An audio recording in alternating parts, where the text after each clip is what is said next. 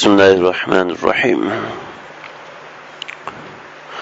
عن أبي هريرة رضي الله تعالى عنه قال: دخل رجل على أهله فلما رأى ما به من الحاجة خرج إلى البرية، فلما رأت امرأته قامت إلى الرحى فوضعتها وإلى التنور فسجرته، ثم قالت: اللهم ارزقنا، فنظرت فإذا الجفنة قد امتلأت.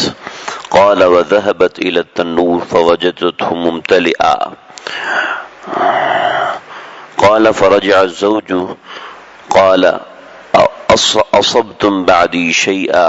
قالت امرأته: نعم، من ربنا. وقام إلى الرحى فذكر ذلك للنبي صلى الله عليه وسلم فقال: أما إنه لو لم يرفعها لم تزل تدور إلى يوم القیامہ. یہ حدیث ایک واقعہ ہے نبی کریم صلی اللہ علیہ وسلم کے زمانے کا، اور اس کے اندر ذکر ہے کرامت کا. اس میں عمل کا دخل نہیں ہے، عقیدے سے تعلق رکھنے والی چیز سے، یعنی مومن کا عقیدہ ایک اس حدیث میں بیان کیا ہے، عمل کا بیان اس میں نہیں ہے. البتہ ضمنی طور پر ایک دو باتیں عمل سے تعلق رکھنے والی ہیں. حضرت سیدنا ابو ہریرہ رضی اللہ تعالیٰ عنہ سے روایت ہے کہ قال دخل رجل علی اہلہ، کہ ایک شخص اپنے اہل و عیال کے پاس آیا. فلما رأى ما بهم من حاجہ، جب اس نے دیکھا کہ ان کی حاجت ہے، فقر و فاقہ ہے، اور تو وہ جنگل کی طرف چلا گیا، یعنی اپنے گھر میں نہیں رکا بلکہ کہیں چلا گیا تاکہ کمائی کا کوئی سسٹم دیکھے. جب عورت نے دیکھا کہ اس کے شوہر کے پاس کچھ بھی نہیں ہے اور شرم کی وجہ سے وہ باہر چلا گیا ہے، تو وہ اٹھیں اور چکی پر پہنچیں، اس کو صاف کیا، پھر تنور کی طرف گئیں اور اس کو گرم کیا، اور پھر اللہ تعالیٰ سے دعا کی کہ اے اللہ ہم کو رزق عطا فرما. پھر اس نے دیکھا کہ اچانک چکی کا گرانڈ آٹے سے بھرا ہوا ہے. پھر وہ تندور کی طرف گئیں تو دیکھا کہ اس میں روٹیاں بھری ہوئی ہیں. راوی کا بیان ہے کہ اتنے میں اس کا شوہر آ گیا اور کہا کہ تم کو میرے جانے کے بعد کہیں سے کھانے کا سامان مل گیا؟ تو عورت نے کہا ہاں، ہمارے پروردگار کی طرف سے عطا ہوا. بس اس شخص کو تعجب ہوا اور چکی کے پاس کھڑا ہوا، پھر اس کا پاٹ اٹھایا اور دیکھا تاکہ اثر دیکھے کہ دانے کہاں سے آ رہے ہیں. دیگر روایتوں میں یہ ہے کہ جب انہوں نے پاٹ اٹھا کے دیکھا تو پھر آٹا آنا بند ہو گیا. یعنی اس عورت نے چکی کو صاف کیا. چکی ایسے ہوتی تھی کہ دو پتھروں کے درمیان ایک خالی جگہ ہوتی تھی اور اوپر سے سوراخ ہوتا تھا، اس میں دانے ڈالتے تھے اور پھر چکی کو گھماتے تھے جس سے دانے پس کر آٹا چاروں طرف گرتا تھا. تو انہوں نے چکی کو صاف کیا اور تنور کو گرم کر دیا، یعنی اس میں لکڑیاں وغیرہ جلا کے جیسے تنور کو گرم کرتے ہیں ویسا کر دیا.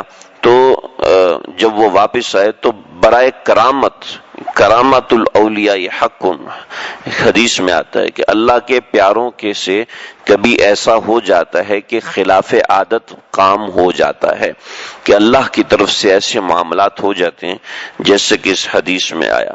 ایسے ہی بخاری شریف کی اور بھی ایک روایت ہے کہ بنی اسرائیل کے دو آدمی تھے. ان دو آدمیوں نے ایک دوسرے سے قرضہ لیا اور قرضے کے اوپر کوئی گواہ رکھنا چاہیے. اللہ نے قرآن میں حکم دے فَقَاتِبُوهُمْ إِنْ عَلِمْتُمْ فِيهِمْ خَيْرًا، کہ جب تم ایک دوسرے کو قرضہ دو تو اس قرضے کو لکھ لیا کرو اور اس پہ دستخط کروا لو، اور اگر نہ لکھ سکو تو پھر تم ایک دوسرے کے اوپر کسی کو گواہ بنا لو. اب وہ لکھنا پڑھنا نہیں جانتے تھے، انہوں نے کہا کہ گواہ بھی کوئی نہیں ہے. تو ایک نے کہا کہ میرا گواہ اللہ ہے. ایسے عمومی طور پر ایسی گواہی کا حکم نہیں ہے، لیکن اس نے کہا کہ میرا گواہ اللہ ہے، میں فلاں تاریخ کو پیسے لوٹا دوں گا. طریقہ بھی یہی ہے کہ جس سے قرضہ لیا جائے اس کے ساتھ تاریخ متعین کی جائے کہ ہاں اس تاریخ کو لوٹا دیا جائے گا، اور اس تاریخ کو لوٹائے. چنانچہ وہ تاریخ آئی تو یہ اس علاقے میں تھا ہی نہیں، تو بہت پریشان ہوا، تو اس نے کہا کہ میں تو دریا کے اس طرف ہوں اور میرا ساتھی دریا کے اس طرف ہے۔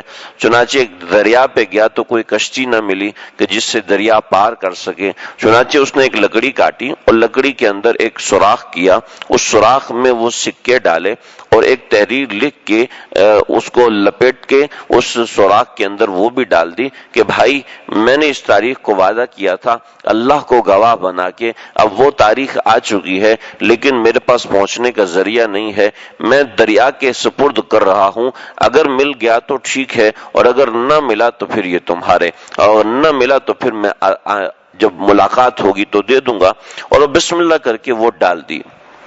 نبی کریم صلی اللہ علیہ وسلم نے فرمایا کہ اللہ کا کرنا ایسا ہوا کہ یہ شخص ان دنوں پر پریشان تھا کہ اس کے پاس پیسے نہیں تھے، تو یہ آیا اور دریا کے پاس کہ کہیں مچھلی وغیرہ کوئی پکڑ لوں، تو دیکھا دریا میں کوئی لکڑی جا رہی ہے، تو کافی بڑی سی لکڑی ہے، اس نے چھلانگ لگائی اور لکڑی لے کر آیا کہ چلو اسی کو کاٹ کے بھیج دوں گا، اس کے علاوہ تو کوئی چارہ نہیں ہے۔ چنانچہ وہ لکڑی اٹھائی تو کچھ زیادہ بھاری معلوم ہوئی، اور جب اس کو گھر لے کے گیا نیچے گرائی تو اس میں سے سکے بھی گرے اور اس کے اندر سے وہ پرچی اور لفافہ بھی ملا کہ بھئی یہ تمہارا قرضہ تھا۔ اور جب وہ کچھ عرصے کے بعد صحابہ کے ملے تو کہنے لگے کہ جی وہ آپ کا قرضہ تھا اور میں ایسے ایسے ہو گیا، آپ تک پہنچا نہ سکا، تو کہنے لگے تمہاری تحریر بھی مل چکی اور تمہارے قرضے کے پیسے بھی مل چکے، اللہ جو ہمارے درمیان گواہ تھا اس نے وہ رقم مجھے اس وقت پہنچا دی، اور یہ قصہ ہوا۔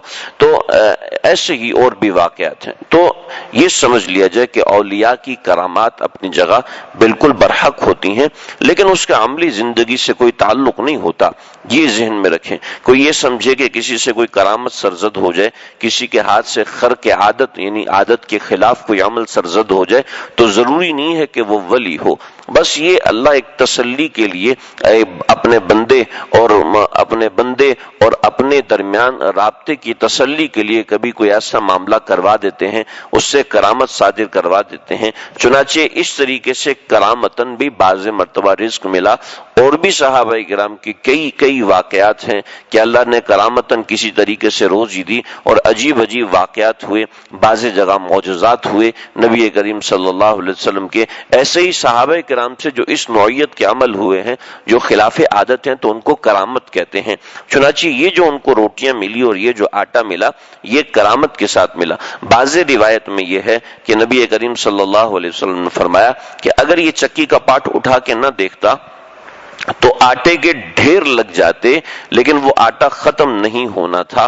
اور میں نے کسی بزرگ سے یہ بھی سنا، کوئی روایت میں نے پڑھی نہیں ہے، یہ بھی سنا کہ انہوں نے فرمایا کہ بعض جگہوں پہ یہ آیا کہ اگر ہاجرہ جو ہے وہ پانی کو زمزم نہ کہتی کہ رک جا، زمزم عبرانی زبان کا لفظ ہے، تو پانی کو کہا کہ رک جا تو وہ پانی کی تعداد کم ہوگی۔ فرمایا اگر ہاجرہ زمزم کو پانی کو زمزم نہ کہتی کہ رک جا نہ کہتی تو وہ پانی اتنا زیادہ ہوتا کہ ساری دنیا میں کفایت کر جاتا، ساری دنیا کو کسی اور پانی کی ضرورت نہیں تھی۔ اور یہ اگر چکی کا پاٹ اٹھا کے نہ دیکھتے تو ساری دنیا میں یہ آٹا سپلائی ہوتا، ساری دنیا میں آٹا جاتا۔ تو جیسے پانی آنے کا نہیں پتا کہ زمزم آ کہاں سے رہا ہے، ایسے اس آٹے کا بھی نہیں پتا تھا کہ وہ کہاں سے آ رہا ہوتا، تو یہ آٹا بھی ساری دنیا میں جاتا، ساری دنیا کو ملتا۔ لیکن انہوں نے چونکہ غیب میں جھانکنے کی کوشش کر لی، اور اللہ غیب کا پردہ کسی کے لیے کھولتے نہیں ہیں، اس لیے اللہ نے اس کو وہاں پر روک دیا۔ خیر اس میں بھی اور بہت سی باتیں ہوں گی اور بہت سی وجوہات ہوں گی۔ اور دوسرا سبق جو کرنے کا کام ہے وہ یہ ہے کہ انسان اسباب اختیار کر لے، اس کے بعد اللہ سے مانگے، جیسے کہ انہوں نے چکی صاف کر لی، جیسے کہ انہوں نے تندور گرم کر دیا، اسباب اختیار کر لیے، اس کے بعد اللہ سے مانگا اللہ جی کام میں نے کر دیا، اب آپ اس میں روٹی ڈال دیجئے۔ تو انسان اپنے اسباب اختیار کرے، اس کے بعد دعا اللہ تعالیٰ سے کرے۔ اللہ تعالیٰ سمجھنے کی عمل کرنے کی توفیق عطا فرمائے۔